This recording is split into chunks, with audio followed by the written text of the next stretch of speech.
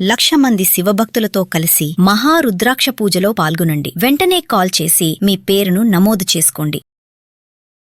నమస్తే, welcome back to Suman TV. Present మనతో పాటు ఉన్నారు business analyst, financial analyst and retired bank employer Nanduri Ravikumar గారు. నమస్తే సార్. నమస్తే సార్, ఈఎంఐ గురించి మాట్లాడుకుంటే దాంట్లో అంటే మిడిల్ క్లాస్ వాళ్ళని మనం తీసుకుందాము. బైక్ ఈఎంఐ, చాలా మంది బైక్ ఈఎంఐ కడుతూ కూడా సేవింగ్స్ చేసుకోవడం ఎలా ఉంటుందంటారు? అదొక ఛాలెంజింగ్ అంటారు చాలా మందికి. అంటే ఈఎంఐలో వచ్చేస్తుంది కదా, కొనేసుకుందాం, తర్వాత మెల్లగా కట్టుకోవచ్చు కదా అని ఆలోచించి చాలా మంది ఒక రాంగ్ స్టెప్ వేస్తూ ఉంటారు. మరి తర్వాత వాళ్ళ ఖర్చులు పెరుగుతూ ఉంటాయి, ఒకవైపు కట్టడం మానేస్తూ ఉంటారు కూడా. మరి మీరు ఇందాక చెప్పినట్టుగా ఆప్షన్స్లోకి వెళ్ళిపోతూ ఉంటాయి కొన్ని. సో బైక్ ఈఎంఐ కడుతూ కూడా సేవింగ్స్ చేయొచ్చా అంటే ఆ ఛాలెంజింగ్ ఒకసారి ఆ సజెషన్స్ కానీ ఎలా ఉంటాయి? ఎందుకంటే అండి, ఈఎంఐ అన్నది ఎందుకు ఆకర్షణ, మనకి ఈఎంఐ అన్నది కూడా ఒక ఆఫర్ లాంటిది, ఆకర్షణ క్రియేట్ చేస్తున్నారు. అలా ఆకర్షణ క్రియేట్ చేసి మనం దాన్ని కొనుక్కున్న తర్వాత మీరు చెప్పినట్టు ఏవో వేరియస్ ఫ్యాక్టర్స్, ఎక్స్టెండ్స్ ఫ్యాక్టర్స్. ఇప్పుడు ఎరా లే ఆఫ్స్ సడన్ గా పోతున్నాయి, ఇన్ఫర్మేషన్ లేకుండా. అప్పుడు ఏంటి, వాడు ఏదో నోటీస్ ఇచ్చి 2 నెలల 3 నెలల జీతం ఇస్తున్నాడు, ఆ తర్వాత ఈ 2-3 నెలల్లో ఇంకో దగ్గర వస్తుందా? డౌటే.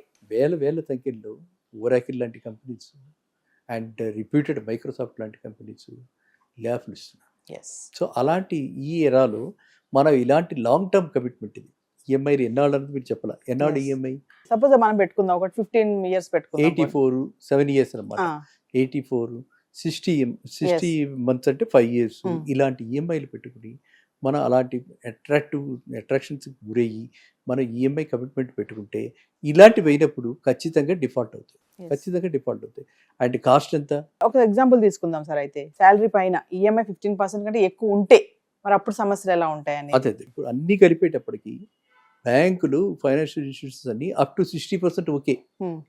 ₹1,00,000 జీతం వస్తున్న వాడికి 60,000 దాకా కూడా ఈఎంఐలు కట్టుకోగలడు అనే బ్యాంకులు నమ్ముతున్నాయి ఈ రోజు కూడా. అన్ని కలిపి అంటే ఏమిటి? ఇటు మీ పర్సనల్ లోను, ఇటు హౌసింగ్ లోను, మన బైక్ లోను, ఇంకే లోన్స్ ఉన్నాయి, ఎడ్యుకేషన్ లోన్లు, ఇంకా గోల్డ్ లోను, ఇంకా మనకి అగ్రికల్చర్ ఇలాంటివి ఉంటే వాటి మీద లోన్స్. ఇన్ని లోన్స్ కలుపుకుని మనకి 60% దాకా బ్యాంకులు ఓకే అంటున్నాయి. సో ఇప్పుడు మనం అనుకున్నట్టుగా కనుక మన 15% అలాంటి చాలా తక్కువ అనమాట. అది వాళ్ళు కట్టడానికి అవకాశం ఎక్కువ ఉంటుంది.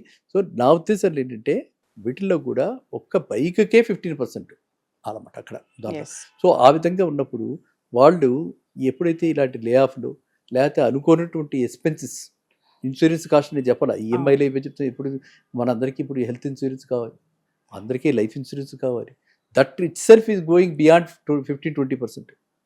₹1,00,000 జీతం ఉన్నవాడికి ఇన్సూరెన్స్ ఉండాలి కదా, మినిమం 50 times 50 lakhs వాడికి ఇన్సూరెన్స్ ఉండాలి. 50 lakhs పాలసీకి వాడు కట్టాలంటే సంవత్సరం అయ్యేటప్పటికే 60,000 అవుతుంది.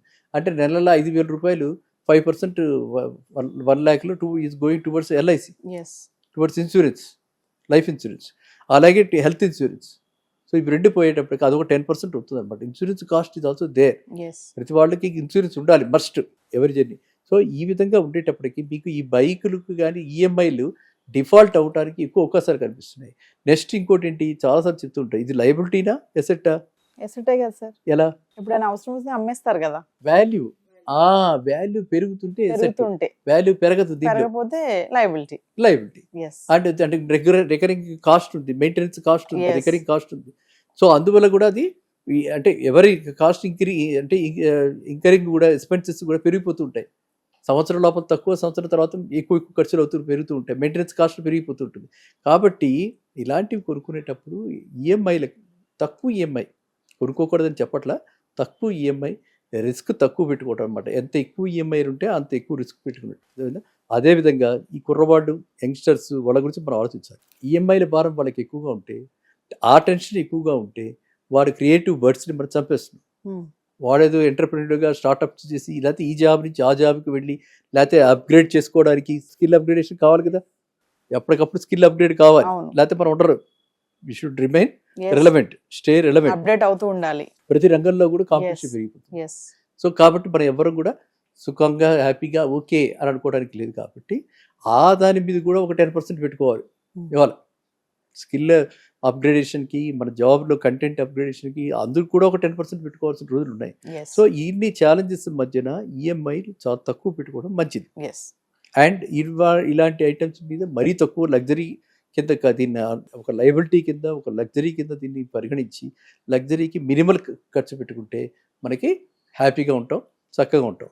సో ఈఎంఐ అన్నది ఎప్పుడు కూడా అన్ని పరిగణనలోకి తీసుకుని, ఒక ఐసోలేటెడ్గా ఒక ప్రోడక్ట్ మీద కాకుండా అన్ని పరిగణనలోకి తీసుకుని టోటల్ ఈఎంఐ ఎంత ఉంది.